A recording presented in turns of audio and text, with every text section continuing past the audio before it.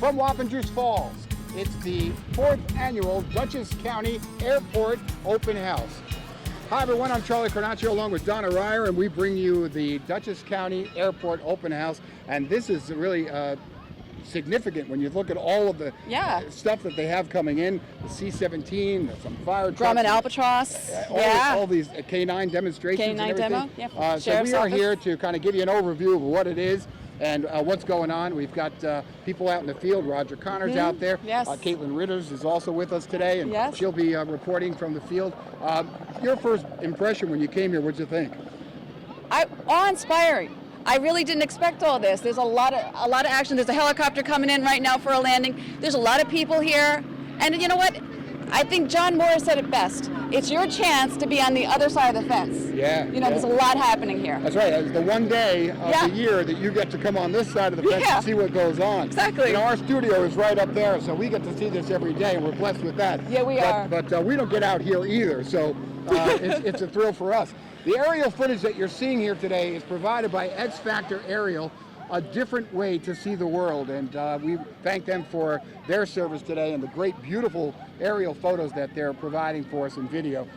Clear, beautiful, crisp, and giving us a vantage point that we normally wouldn't see anywhere else. A bird's eye view. That's right, yeah, bird's eye view is correct. All right, Roger Connor is with this big C-17. Yes, so let's throw it over to Roger. Roger, what do you got? We are aboard a C-17 cargo plane, and I'm with Captain James Kartika. And tell us a little bit about this thing. Right now we're in the belly of this beast, aren't we? Yeah, we're in the cargo bay. It's where we call all of our cargo packs, troops. It's also aeromedical. We can do medical evacuations in an emergency or crisis. And we do a lot of support for anywhere around the world. What size is this plane? In comparison to, say, how many school buses could I put in here? You could probably fit about 6 school buses in here, about 5 Black Hawk helicopters. This will haul just about 150, 160 troops with all their gear. Where does this plane usually travel to and from? We'll travel all over the world. It's a worldwide aircraft. It's owned by a lot of other countries around the world too.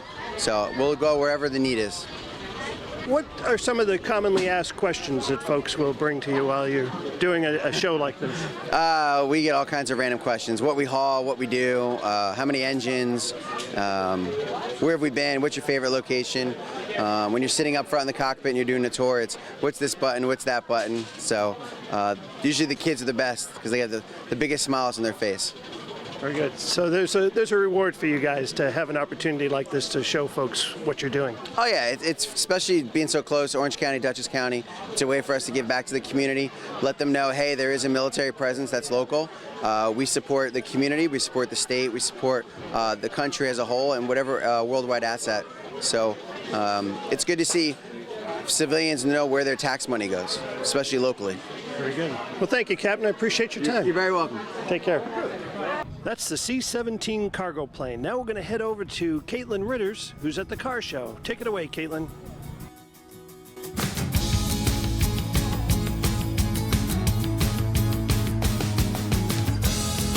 Thanks, Roger. As you can see, there's a lot of fantastic cars behind me, so let's go talk to their owners to see what they're all about.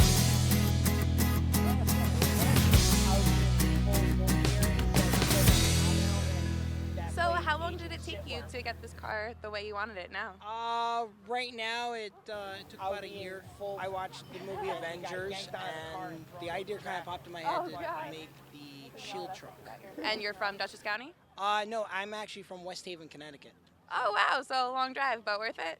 Yeah, well worth it. The car is it's a 440 cubic inch motor and has 2 750 Edelbrock carburetors, and it's roughly 500 horsepower. Well, I had the car for 19 years, and it's pretty much taken up about the 19 years. You know, it takes time and a lot of money, of course, to fix these kind of cars, like to make it look like a TV show. Oh, okay. And when did you get this drag racer?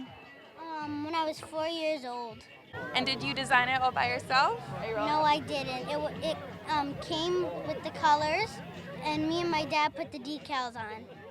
And did you ever want to change the color, or is it perfect just the way it is? Perfect just the way it is, because I named it because of the colors.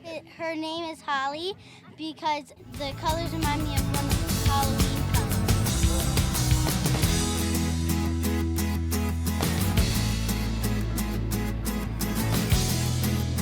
And just picked this up today. This is a 2015 Dodge Hellcat.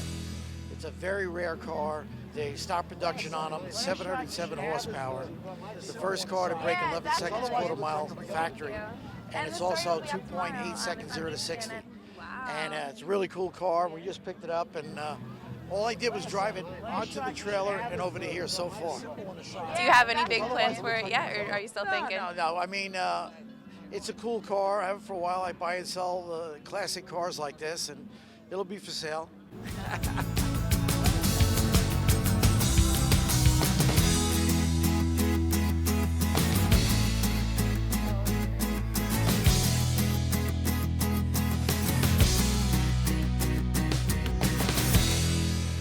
Well, I'm here with Rob Dyson, and he has some interesting artifacts, I'll say, that you brought along with you, and it's getting a lot of attraction. A lot of people looking at your cars.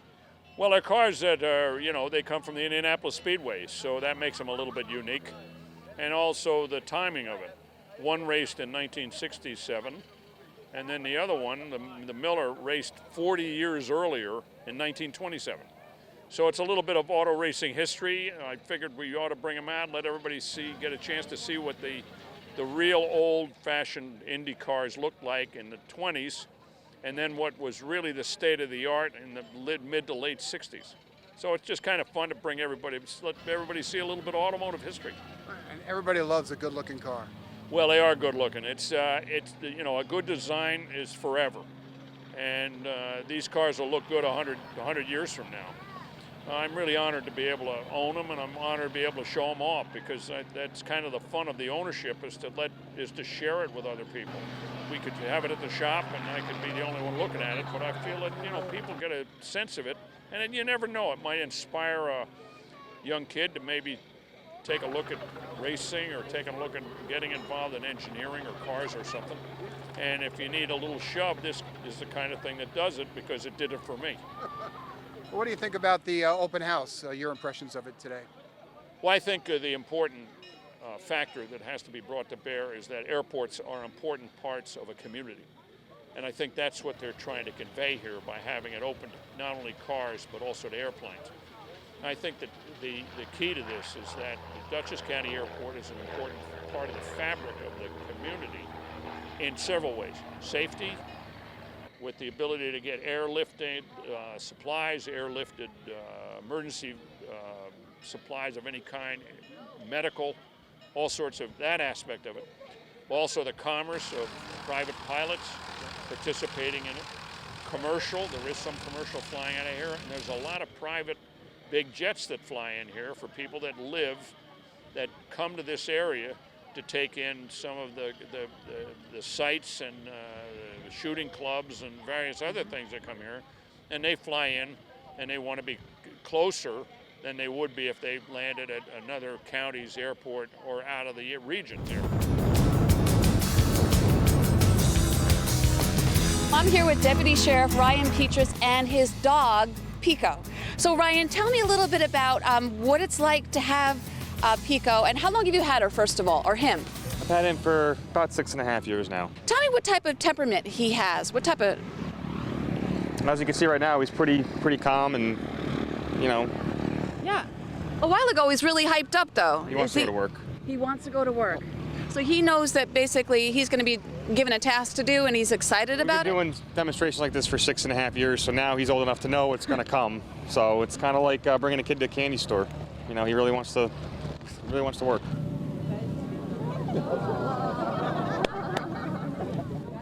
And what's going to be happening today? We're going to put on a little demonstration for the crowd behind us so they can see a little bit of a taste of what we do as police canine handlers.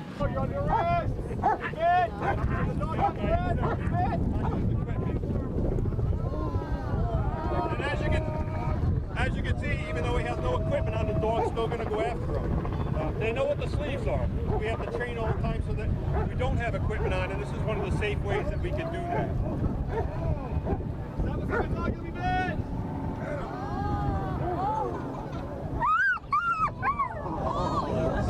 The Canine Pico wants nothing better than get that muzzle off right now. How important are dogs, our canine companions? How important are they? They're very important. Extremely important, actually. You know, we can do everything from apprehend dangerous criminals to tracking down fleeing suspects and finding missing children. Sit. Why do they sit? They don't want to let the bomb go. And as you can see, Canine Kojak found what he's looking for. He starts scratching at it, and again, just gets a toy. There's a big misconception that dogs only go for the arms. We want the dog to bite the first accessible part of the body. So if somebody's hiding under a bed or behind a table, they're going to bite the first thing they can. They're not going to try to seek out the bad guy's arm. That's why they come to me.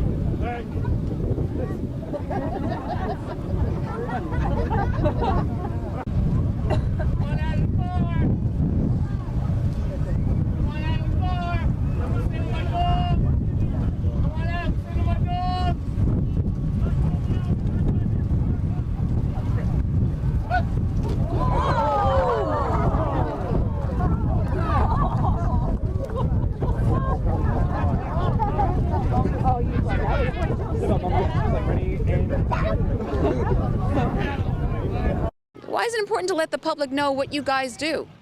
I think there's a big misconception, you know, with police in general, especially with canine. There's a lot of people think that these dogs are mean, nasty, vicious animals, and they're not. We look for social dogs. Yeah. You know, anybody, you're going to see it at the end, and people can come up and pet them, and they'll be fine. I'm used to dogs because I have two. You do? And a cat. You heard it from Deputy Sheriff Ryan Peaches. They're lovable, but don't mess with them.